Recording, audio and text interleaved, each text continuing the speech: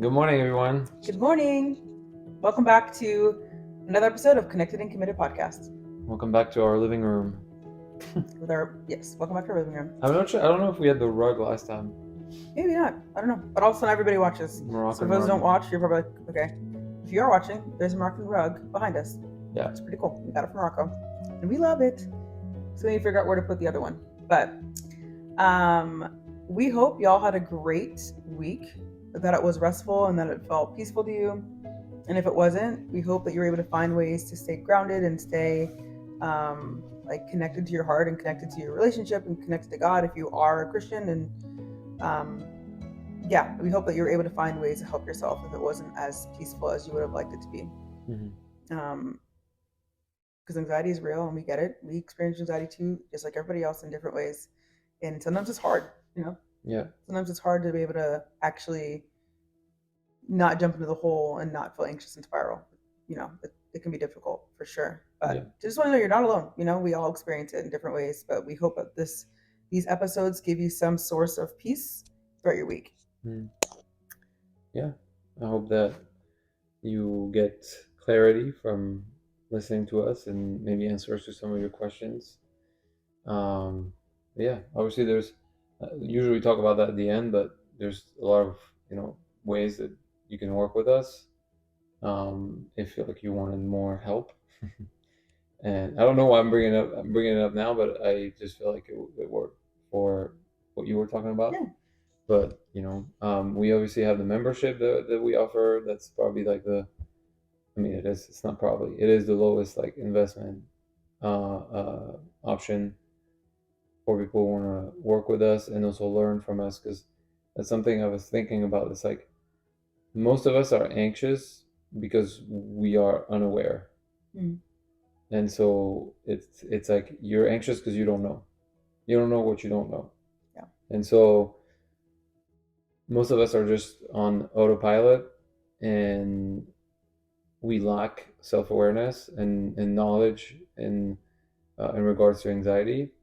And so that's why we created the membership, because if you've been familiar with us, the membership is like every month we have a new masterclass coming out about relationship anxiety that explains different things.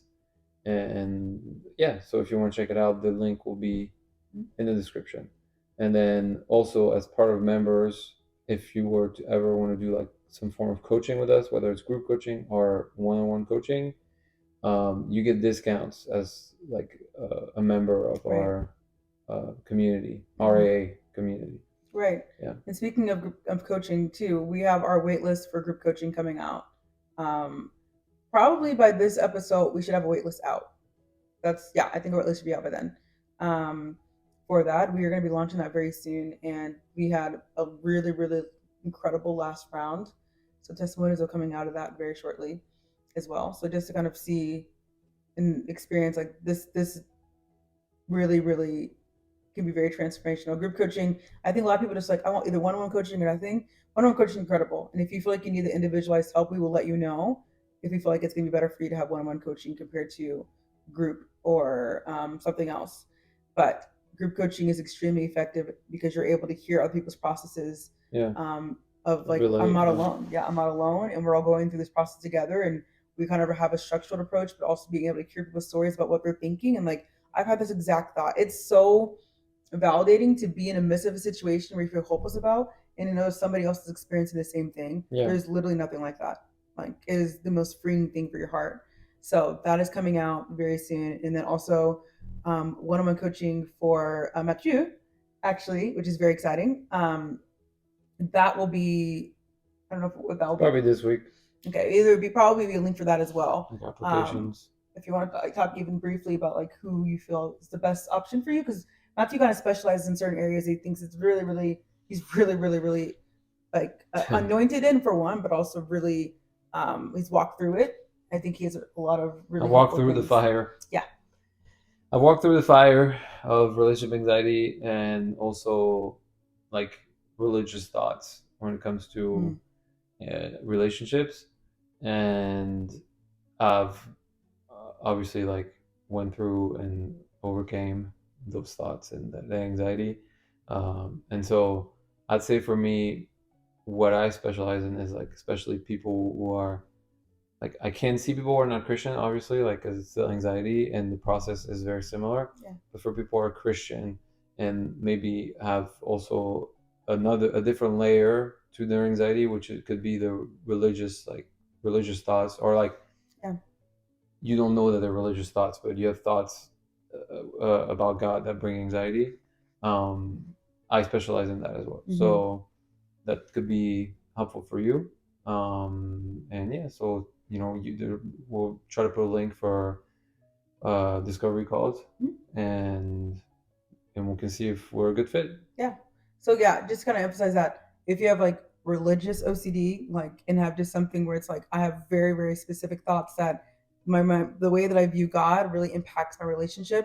Matthew would be your guy, for sure. So if you can be a guy or a girl, it doesn't matter. You can work with Matthew. He's really really really good at that. There's clients that I have that I'm like obviously I can do my job really well, but I would even recommend at times like Matthew would be even a better fit because he really is gifted in that in a different way than I am, you know. And Yeah, so that's just something. We'll put a link. You'll see all the information on it. If you have it, if you don't hear the podcast, you obviously will probably see a reel on it. You'll see it in our stories. If you're in a membership, you probably already have. If not, you'll hear something about it. If you haven't, you will this week yeah, as well. So all the information for that will be on there very shortly. So those are all the ways you can work with us, and also even for me, I have spots opening up very soon as well. Probably um, mid-May or June. So if you're waiting on that too, that'll be coming out as well, in a but couple of weeks. in a couple weeks. But Yeah, if you want to work with us now, these are the options and ways to do that, and I'm really excited about it. So also, if you try to work with me and I think you're a better fit, I'm going to refer you to Matthew anyway because I want you to get the best help. And sometimes just because if you see my face, you think I'm the best, like for whatever. Matthew is so much in on this whole process. I just happen to be the person who started the Instagram page. So I just want to make that very clear as well. So I'm very excited. It's going to be really fun and it's going to be good. yeah.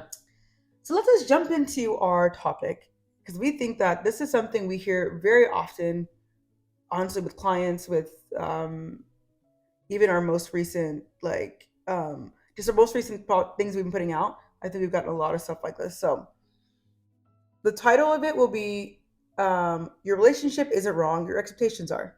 Mhm. Matthew titled that. I really liked it. It sounds like a real, but yeah.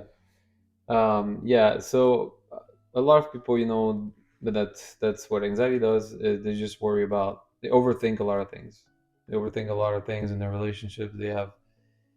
They see things in their relationship that they're not sure about, or they have this idea of what a healthy relationship is supposed to look like, and the relationship doesn't necessarily look like that, and so Mm, they start overthinking, and basically that's what I meant by saying like your relationship isn't wrong, your expectations are. yeah. So in today's society, with everything that's going on with movies, with social media, um, um, and a lot of other things depending on the environment you're in, there's always this expectation of like relationship, like the relationship or the person that's worth committing to, like it should feel like a fairy tale, Mm, and it's like it should be like this, like that. It should like no conflict, no things that like I dislike about them, things like that. Like it has to be pretty much perfect mm, for people to like be at peace within their relationship. yeah. Yeah. And I think too, a lot of the times this is formed if when you're single and you're kind of just like daydreaming and dreaming about like, wow, I'm the perfect person. When I get married, when I meet that my partner, it's going to be the best thing ever. And we have very specific expectations of what it's going to look like when we're married, what it's going to look like when we're dating, what it's going to look like moving forward. And because we've been fantasizing for so long, when you meet that person, sometimes it feels like there's a lot of things I like about you, but you're just not 100% what I thought I wanted or what I thought it was going to look like, I should say. And then it kind of like it's like when you feel like you have to like readjust that, it feels really weird and you have a lot of anxiety about it. You're like, no, it's supposed to be this way because I've seen it happen with other people. This is what it looks like with other people's relationships. I feel like this is what I'm supposed to be doing. This is what I feel like God is telling me to do, whatever. and then it feels just like very much like a mixed match of like, this could be great, but because I have specific expectations in my mind, this isn't gonna work, type of thing, or it feels like I can't work. Yeah. Yeah, and I think that's obviously the problem. It's like people don't realize, people don't know what to expect Yeah. of a good relationship, or because how do you define a good relationship? How do you define a healthy relationship? That's, I think that's what people have trouble with, is like, I just don't know. I just don't know. Hmm. It's like, I know I want to be my partner and I like them, but at the same time, like, these things in my relationship make me think that maybe, like, I'm doing something wrong, or it's wrong for me. Yeah. And it's like, well, I think it's because you set standards that are so high, and you're not even aware of that, and that is what, making you anxious. It's like your own standards, and your maybe preconceived ideas of a healthy relationship. Like, healthy doesn't mean perfect. Yeah. Like, that's no relationship will ever be perfect. So that's one thing. Obviously, if like you're thinking, oh, we have conflicts and stuff, and like, okay, well, conflict doesn't mean that your relationship is wrong. Obviously, the way you navigate conflict, if it turns into like abusive behavior and stuff like that, then yeah, that's wrong.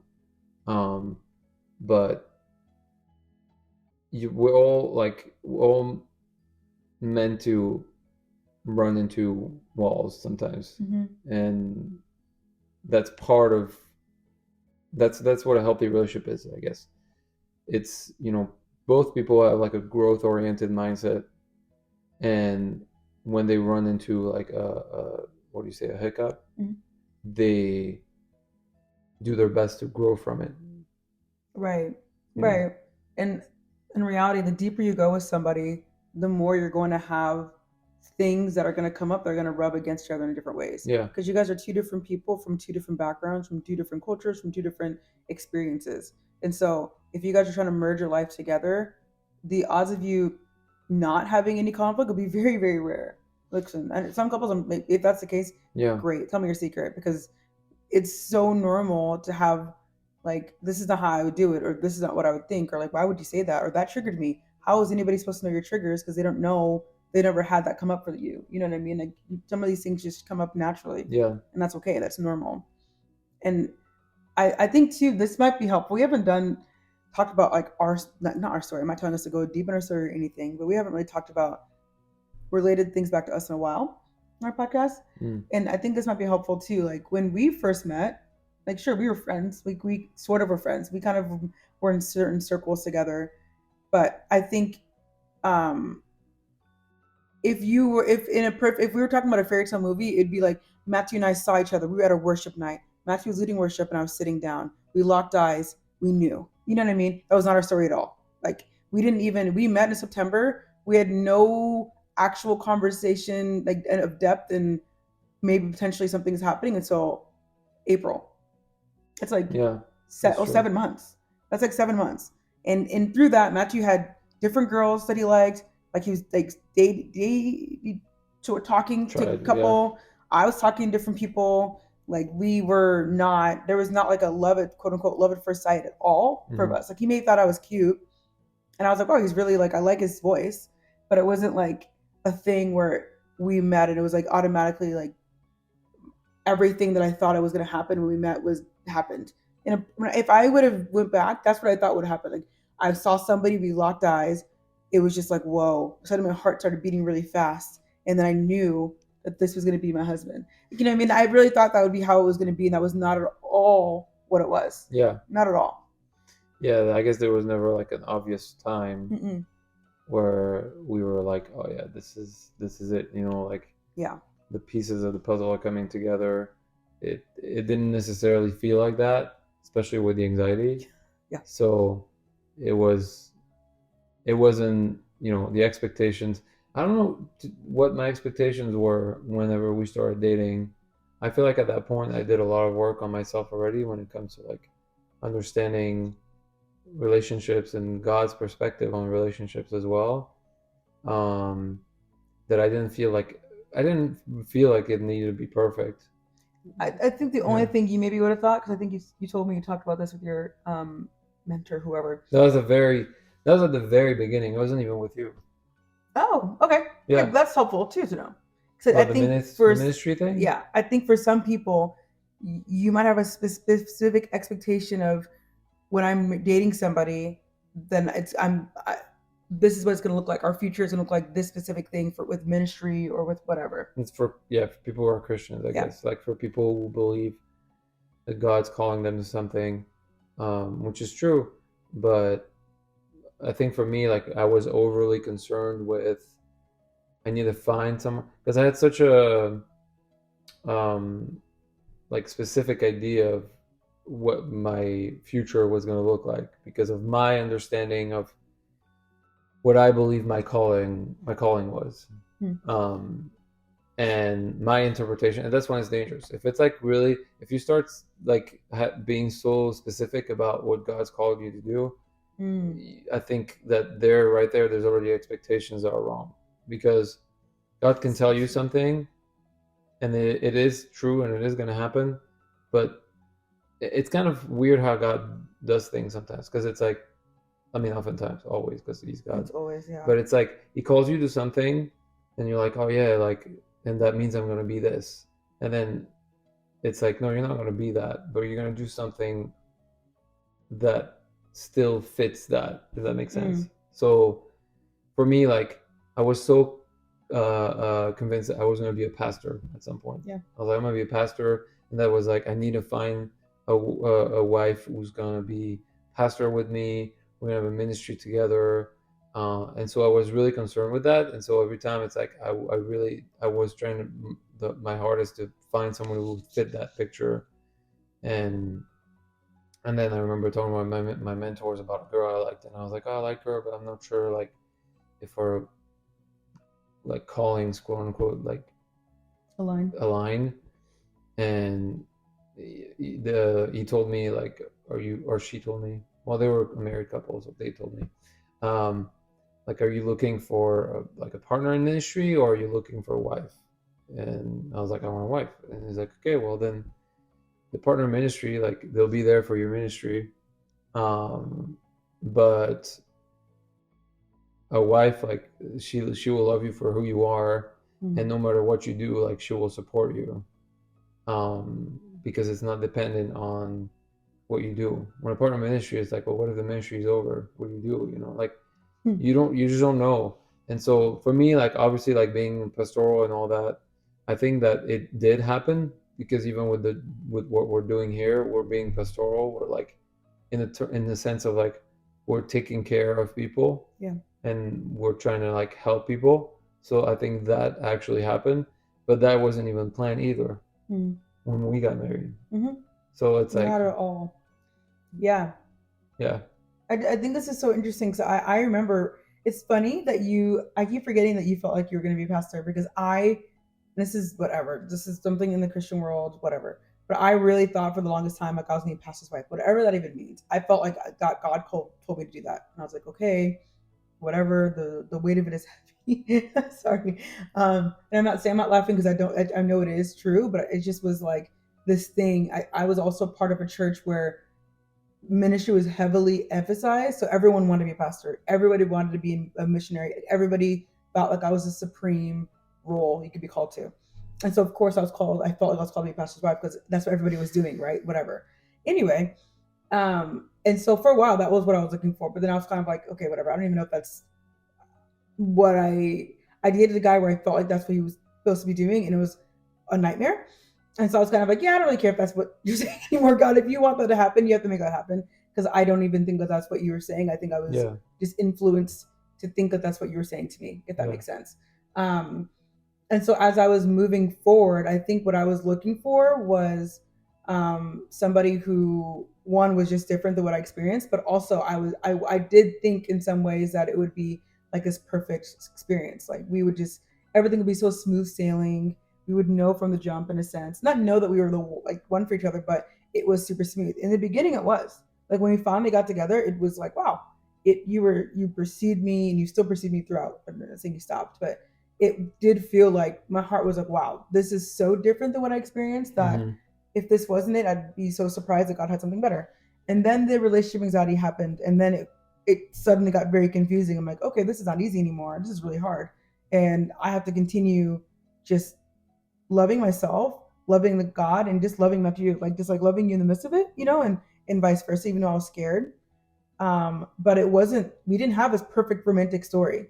We want to make that very very clear in case you get confused that you think that we did, because we did not. And to think that we were like right when we were dating, we knew that we would be doing this. We had no idea. Like we Yeah, didn't no, do I this mean, no until idea. 4 years in our marriage. Think about Four that. years? That sounds like Because we did it. We started maybe doing this three something. specifically May of Oh last yeah, year, that's true. That's true. and now we're about to hit 5 years. It's crazy. Like Yeah. it was literally like 4 years in our marriage, we actually started doing this. I started doing like when my Instagram like blew up and stuff, sure, but I was already doing therapy and all of that, and I still am. But I just never in a million years would have guessed this is what our story would look like. Yeah. And I think that we think we're supposed to know when we're dating, like what things are going to look like in the future, so Yeah. we can be secured and set, and that's not reality. Yeah, that's true. I think for but for us, like the expectations were not even like because our relationship, our communication was good. Um, we had healthy, yeah, healthy communication, and when we were seeing each other, we were pretty healthy. We're pretty like we had boundaries, but we also had like really good. Both of us had pretty good self control and things like that. Like because we were saving ourselves for marriage. Um, so for us, I think the expectations were on different things, not really Yeah, on the relationship. yeah, But that's fair. it's that was yeah, that was I think a lot of expectations for me were expectations about how I was supposed to feel, Mm-hmm. not really the relationship. It's like my expectations when it comes to being in love, be like feeling like 100% in all the time and yeah, just not having doubts. I just couldn't picture like being committed to someone having doubts at the same time. Mm. Like for me, I just didn't understand that, and that made me anxious because I was like, what if I don't want this? What if I don't really love her? What if I'm not, and that's something that a lot of people also come up with. It's like, what if I'm not attracted? Am I really attracted to her? Yeah. They were really. That goes to show um, how like doubts and fears and anxiety just like can really mess up your mind because that's something we talked about this week too is like how your mind is like the most powerful thing um, in the world, Yeah. and you can literally convince yourself of anything, Of and anything. that's controversial, but that's what we see a lot of things happening right now, because people pick up on thoughts and then they're like, this is mine, and therefore I'm gonna believe it. You know what I mean? And so that's the thing. Is like not all the thoughts that go through your head are yours. And so even for me, like struggling with my expectations of like attraction and love and all that, like literally, like the anxiety was the thoughts were coming in of like you're not really attracted to her. You don't really love her. Like if you loved her, you wouldn't have doubts like that. You wouldn't question it. You know what I mean? And so my choice at that point was like either I give in and like I listen to those thoughts, or I tell my mind what to think Mm. instead of letting my mind think for me, if that makes sense. 'Cause it's kind of weird way of putting it, but that makes sense, right? It's like don't let your mind think for you. You think for your mind. Yeah. You need to tell your mind what to think, and also you need to tell your mind what thoughts are yours.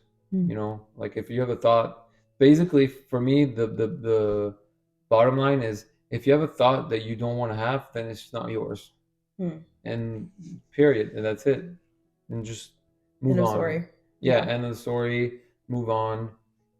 If it bothers you that you're not certain to be attracted by your partner, just let it go then. If you don't want to have that thought, just let it go, you know Right. um I remember even like during our dating process, like I was like basically when I had those thoughts, I was telling myself and telling my mind, like, no, you love her, you are attracted to her, she's beautiful, and she's amazing, she's a great person, um, and so that's what I chose to like align myself with, even though the doubts were there. But I also knew for my life, I was like, I don't want doubts and fear to like make decisions for me. So anything in me that was influenced by that and bringing confusion, I'm like, that's not. You don't want to be led by confusion, because when confusion takes a lead, listen, you end up in places that are not good for you and not good for the world. So, and we see that a lot today. Yeah. But yeah, that's what I meant by expectations. Is like if you have, I guess, a thought that makes you anxious, you might have just wrong expectations of what you like your relationship is supposed to be like. Mm. That's kind of the bottom line. Yeah. Like I think that if you are aware of what thoughts can look like and what how thoughts can show up in your mind, then you can at least know that, right, as Matthew was saying, like those thoughts are not yours, and don't have the expectation that your thoughts are always going to be perfectly aligned with like loving your partner and like, oh, everything is so perfect and everything's so smooth. And just because you have different thoughts does not mean, okay, well then that means something. Like we just have to stop making meaning out of every single thought that we have, you Yeah, know. And the more that we're able to have freedom from that, the easier this process is going to be for us and for you. yeah, Um, so just let go of the expectations of what you thought it was supposed to look like, and just start accepting what is. I yeah, think that if we start accepting what is, not saying, oh, I'm gonna be anxious forever. That's not what I'm saying at all. More in a sense of, okay, I sometimes have anxious thoughts, but I also know how to overcome them. Okay, cool. yeah, That's the expectation, and that if you know from that, then it's able to know like when you have these like thoughts that come in your mind, we're not always thinking that it means something, or I'm like, oh my gosh, that means blah blah blah blah blah, and then we start spiraling and all these stuff. The thought came up. We all have thoughts. Every single person in the world has thoughts that are not theirs, that could, if we jumped into the hole and started to think and ponder it, could completely derail us. Everybody has thoughts like that, yeah, but not every single person feeds them. I think that's the difference. What happens when we are anxious people is that we start feeding these thoughts and we start becoming more anxious. yeah, And so what we need to do is when we have thoughts, being like, okay, thought came up, I'm choosing not to believe that for one, and I'm choosing to really just move forward and just let it go and continue to move forward, mm, and that's it. Like that's the only difference between an anxious person and a not anxious person. yeah. That's literally the difference.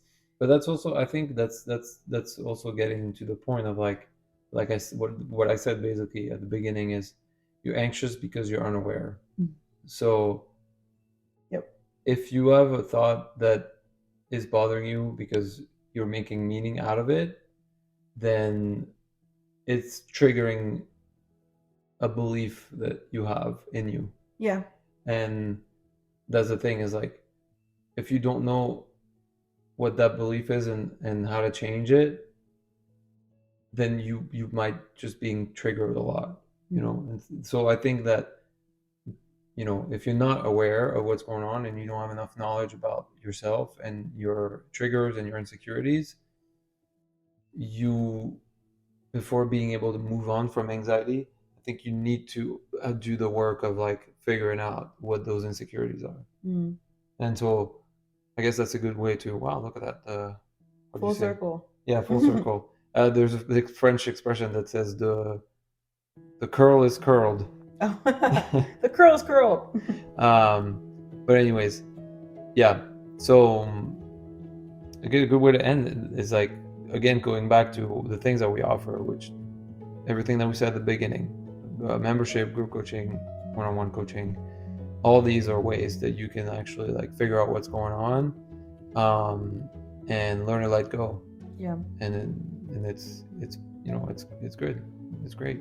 Yeah, it's going to be really helpful. Yeah. So obviously, again, we have those 3 ways to work with us: our membership, Matthew's one-on-one coaching, and the waitlist for group coaching. We'll put all the links below. But if you enjoy this episode, don't forget to share it, rate up the podcast 5 stars, of course. Subscribe, write a review, and then on YouTube, do all the comment, same. like. Yep, and share it to somebody who needs to hear it. Yeah. And thank you so much for tuning in, and we'll see you next week. Love y'all. Bye. Bye.